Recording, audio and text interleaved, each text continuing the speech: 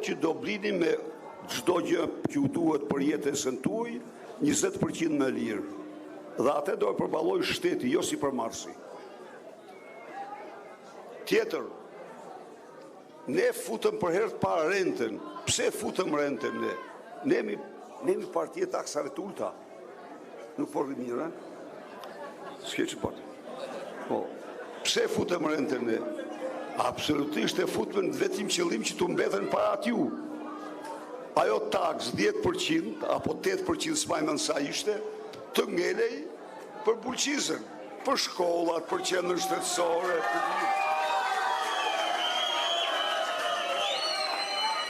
Në fund. Dhe marrëveshja ndërkombëtare e Shqipërisë për rentën ka këtë përcaktim. Renta u vendos mbi një kuadër ndërkombëtar të Organizatës Kombeve të Bashkuara, sipas të cilit ajo do të merret dhe të jepet autoriteteve lokale, komunitetit. Për nevoja, këta e grabisin e marrin vetë, në rrëfund ajo. Do të mbetet komunitetit lokal renta. Dhe ky status, kjo situatë.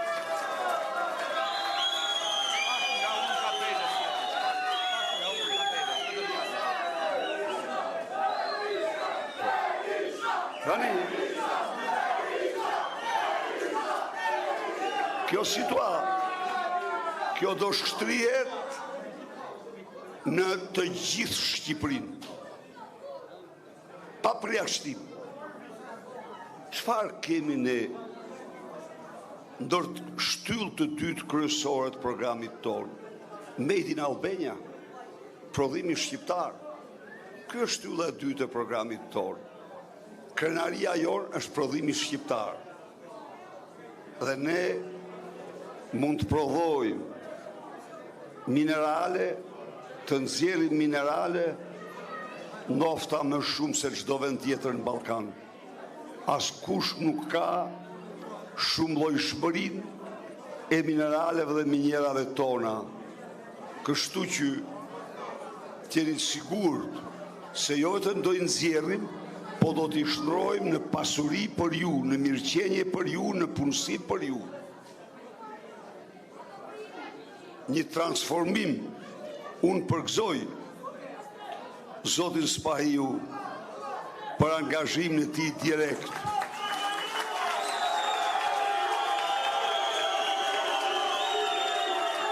Dhe Zotin Gzim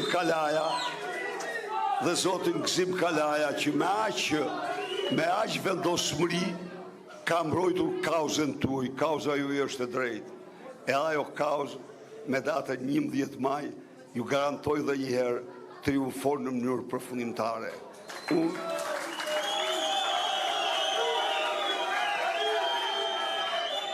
Unë personalisht ju them ju se atë e grupoj si një borxh që Shqipëria ka ndaj jush dhe shoqëria ka ndaj jush. Dhe borxhi do kthehet. Nuk ka borxhliu që nuk kthen borxhin, është i mirë. Ne do kthejmë borxhin ju, do vendosim ju në pjedestalin që meritoni.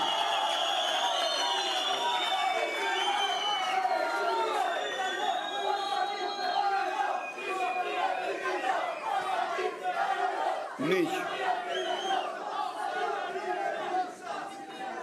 ky është programi ynë për minatorët. Por dëgjojeni programin tjetër. Tu pyesu një pyetje të bëj. Po çfarë hyn në punë? Ju lutem.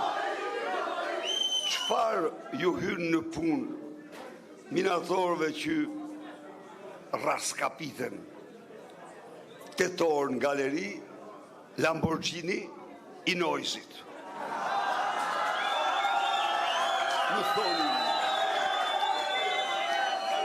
Në thoni unë. Qarë?